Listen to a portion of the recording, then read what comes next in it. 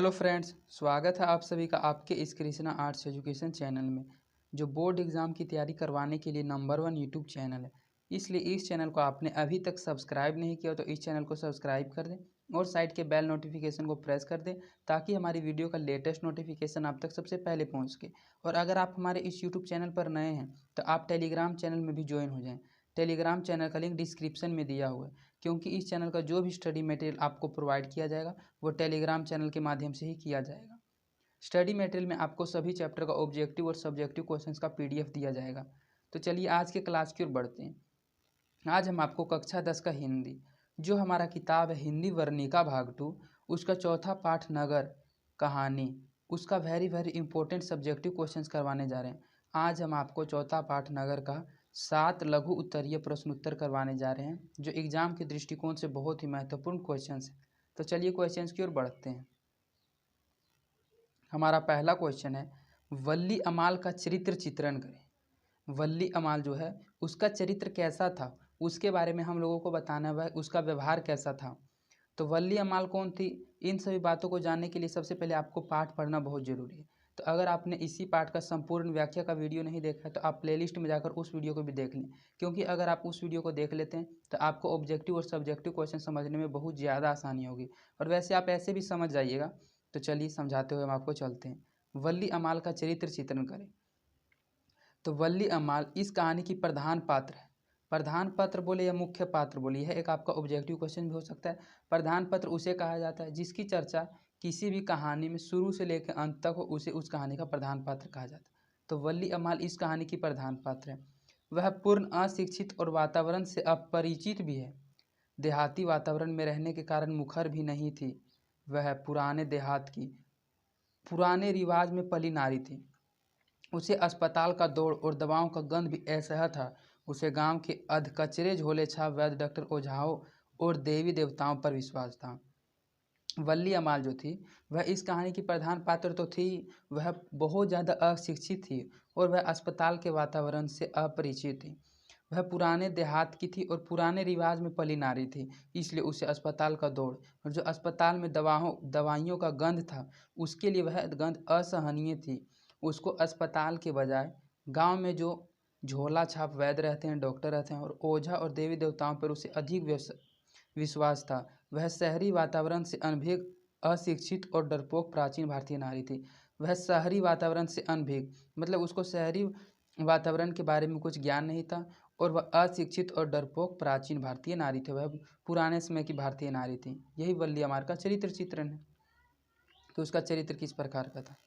इसके बाद हमारा दूसरा क्वेश्चन है, बड़े डॉक्टर के आदेश के बावजूद पापाती अस्पताल में भर्ती क्यों नहीं हो पाती।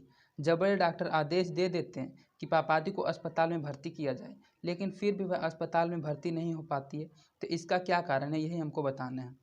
तो बड़े डॉक्टर ने पापाती का रोग देखा, उसका परीक्षण कर एक्यूट केस ऑफ मेनिंजाइटिस का सबसे पहले बड़े डॉक्टर ने पापाती का रोग देखा था, और जब उसका परीक्षण किया था तो उसने कहा था एक्यूट केस ऑफ मेनिंजाइटिस, यह केस है मेनिंजाइटिस का। रुग्ना की माँ अशिक्षित नारी थी। वह न तो अस्पताल की प्रक्रिया जानती थी और न किसी से पूछने की हिम्मत ही कर सकी। अस्पताल में घूसखोरी और पैरवी का वातावरण व्याप्त थी। वल्ली अमाल का दिन भर का समय इधर उधर दौड़ने में बीत गया और हारकर वह गांव लौट गई। यही कारण है कि बड़े डॉक्टर के आदेश के बावजूद पापाती अस्पताल में भर्ती न हो सकी। इसमें बताया गया कि वह इसलिए अस्पताल में भर्ती नहीं हो सकी क्योंकि उसकी जो माता थी वल्ली अमाल, वह दिन भर अस्पताल में इधर उधर दौड़ती रह गई। उसे कुछ समझ ही नहीं आया कि अस्पताल में कहाँ पर इसको भर्ती कराना है और क्या करवाना है। इसी कारण वह अशिक्षित होने के कारण उसको भर्ती नहीं करवा पाई और पापाती अस्पताल में भर्ती नहीं हो पाती है, जबकि बड़े डॉक्टर उसको आदेश दे देते हैं। इसके बाद हमारा तीसरा क्वेश्चन है, पापाती कौन थी। पापाती कौन थी और वह शहर क्यों लाई गई थी। तो पापाती वल्ली अमाल की पुत्री थी और गांव के प्राइमरी हेल्थ सेंटर के डॉक्टर के कथा अनुसार मदुरई शहर के बड़े अस्पताल में चिकित्सा के लिए लाई गई थी। पापाती वल्ली अमाल की पुत्री थी।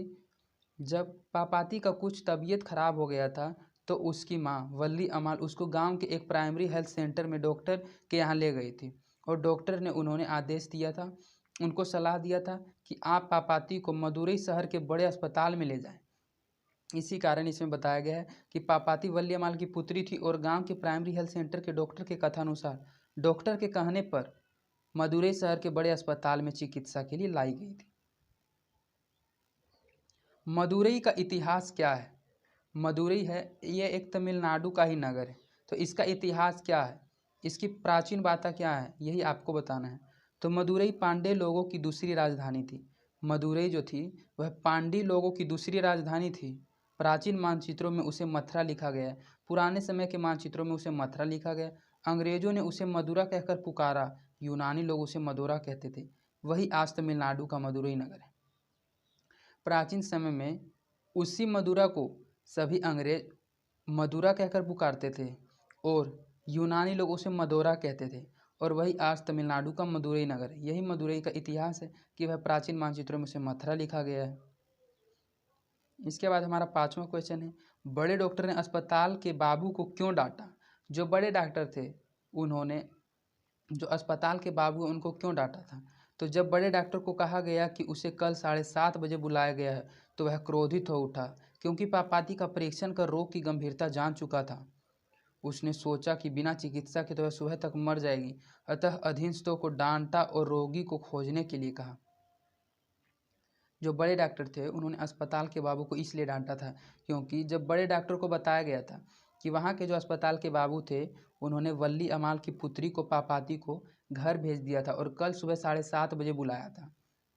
तो यह बात सुनकर बड़े डॉक्टर बहुत क्रोधित हो उठा, क्योंकि वह पापाती का परीक्षण कर रोग की गंभीरता जान चुका था। उन्होंने पापाती का बड़े डॉक्टर पापाती की रोग का परीक्षण कर चुके थे और वह जानते थे कि इसको बहुत गंभीर रोग है। तो उसने सोचा कि फिर बड़े डॉक्टर ने सोचा कि सुबह 7:30 बजे तक क्या वो आएगी, सुबह तक तो वह मर जाएगी, अतः अधीनस्थों को डांटा और रोगी को खोजने के लिए कहा। यही कारण था कि बड़े डॉक्टर ने अस्पताल के बाबू को डांटा था। बड़े डॉक्टर ने अपने अधीनस्थ डॉक्टरों से पापाती को अस्पताल में भर्ती कर लेने के लिए क्यों कहा, विचार करें। जो बड़े डॉक्टर थे उन्होंने अपने अधीनस्थ डॉक्टरों मतलब अपने अधीन डॉक्टरों से पापाती को अस्पताल में भर्ती करने के लिए क्यों कहा था, इस पर विचार करना है। तो मदुरई अस्पताल के बड़े डॉक्टर ने आपाती की अच्छी तरह परीक्षा करने के बाद एक्यूट केस ऑफ मेनिंजाइटिस रोग का निर्णय किया, जो खतरनाक था। मदुरई अस्पताल का जो बड़ा डॉक्टर था उन्होंने पापाती की बहुत अच्छी तरह से परीक्षण कर लिया था और परीक्षण करने के बाद कहा था एक्यूट केस ऑफ मेनिंजाइटिस यह एक प्रकार का रोग है जो बहुत ही खतरनाक था। अतः उसने अपने अधीनस्थ डॉक्टर धनशेखरन को तुरंत एडमिट करने को कहा। इसलिए उन्होंने